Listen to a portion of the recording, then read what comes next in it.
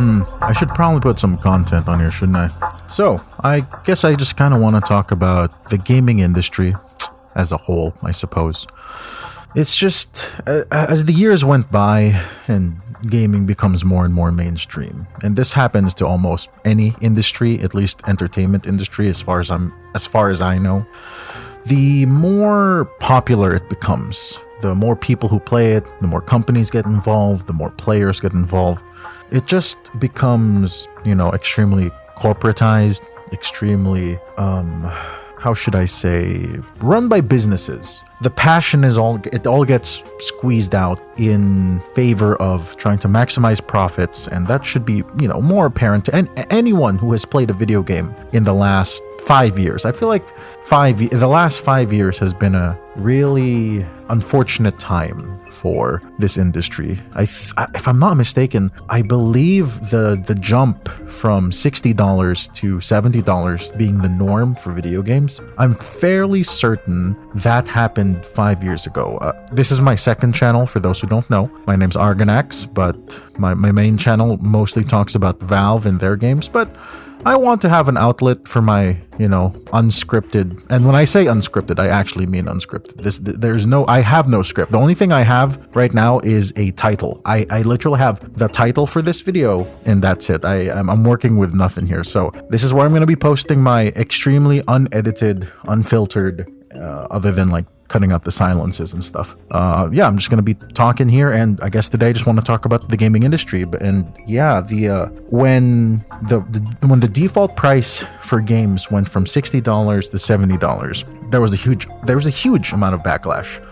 And here right now in the year 2025, $70 is seen as the norm. It's seen as the default for any major game release. And now with Nintendo pulling their bullshit, $80 is going to be the norm as well. It hasn't yet. It seems like other than Mario Kart? It seems like other than Mario Kart, no other game company has the, let's just say, the bravery, if that's the right word, more like the foolishness.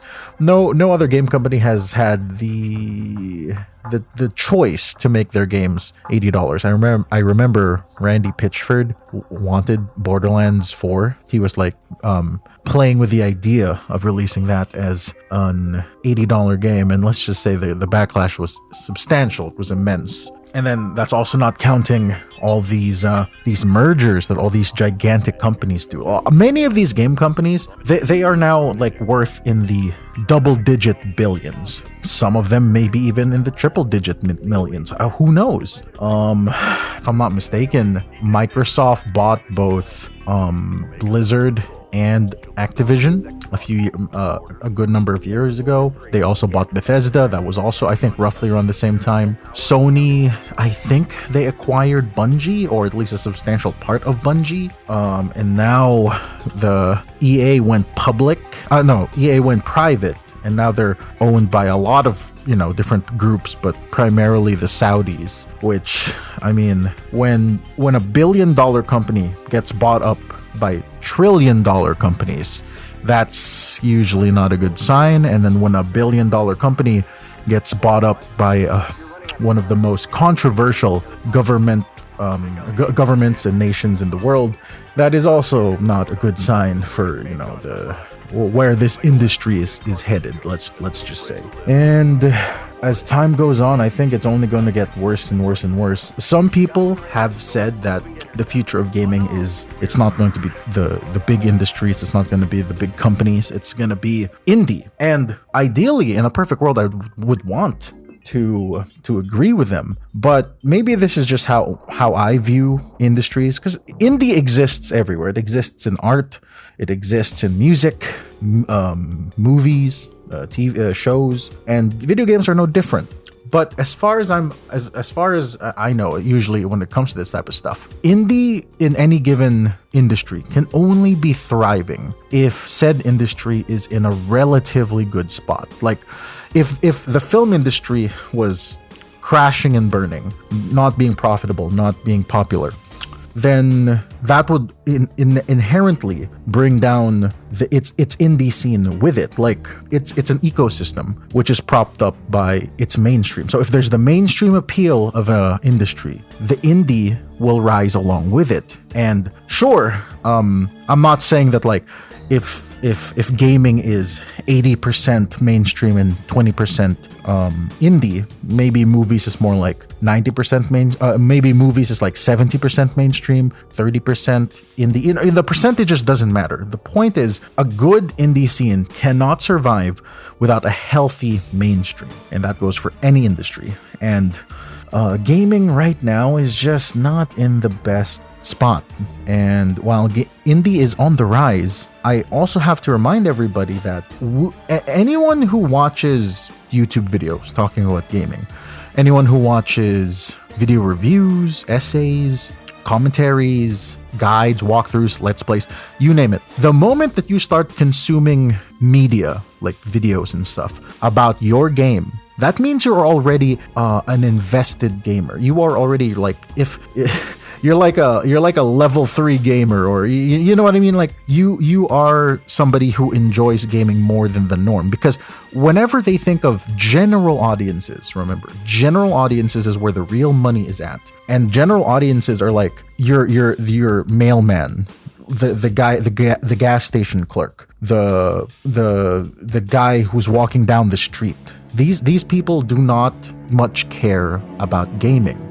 They are the people who, have other hobbies, because they don't even see gaming as a hobby. They just see it either as something fun to do on the weekend, or something that their neighbor does, something that their relatives do, or their friends do. General audience, like, just to give an example, it is very common. There's a lot of people like this out there who own a console at home, right? Like, I don't know. Let's say, for example, the PlayStation 3, way back when, or the PlayStation 4, and GTA 5 came out in 2013.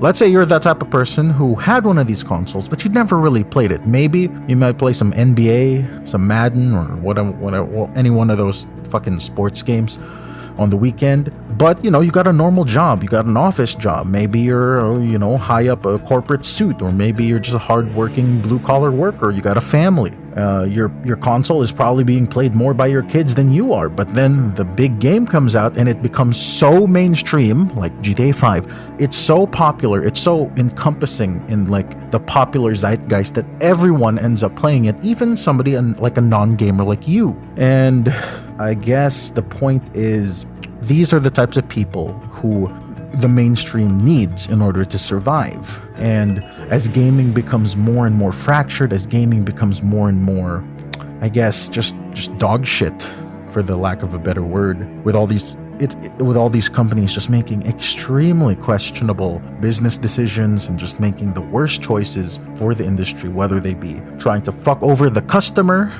fucking over the gamers with their stupid choices, like with microtransactions, with their game practices. I'm looking at you, Nintendo, with your inability to appreciate your own fans, or just being bought out by bigger companies, and then just it's like a cascading effect of things just becoming worse and worse and worse. I'm not saying it's too late. Gaming, I believe that some industries truly can become too big to fail. And unlike, I guess, film, like Western films, where it's like it's almost exclusively dictated by Hollywood, gaming at least can thrive because there's so many companies. Even if all these companies are starting to form under like the same umbrellas and stuff like that, being bought up by other companies, there's still enough of them out there that they can be different enough from one another. But it's still not in the best. The industry is still not in the best state. And I don't know. I guess as just a passionate gamer, it's never too much to ask just to hope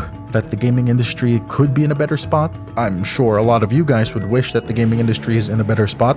Like I said, I am a Valve fan. If you're not familiar, my main channel is called Argonax the Valve Guy. I don't even know why I'm saying that, because most of the people who would be watching this are probably coming from my main channel, but I'm just putting it out there in case somebody stumbles across this channel who isn't who has never heard of my main channel, but there you go. But yeah, Valve, I'm spoiled.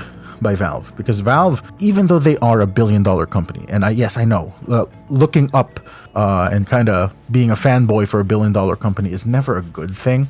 But Valve makes it very difficult to not root for them, just because their business practices are some of the, if not the best in the gaming world. They innovated the entire concept of digital stores, and it also helps that their games are just phenomenal. Like no other company can get all of these traits. I guess the only big downside is that they just don't communicate with their communities or their fan base or player base, because Valve is notoriously hands-off. But still, if that's the price we have to pay for one of the best, most pro-consumer video game companies out there, I'll take it, man. It's just a shame that other companies can't really do that. There are some companies out there who actually do good business practices, but no one to the scale of Valve, and no one can claim to be in the good graces of players for a long time. Like CD Projekt Red was seen like in that light for a long time, until the initial release of Cyberpunk came out, and a lot of people lost faith. They have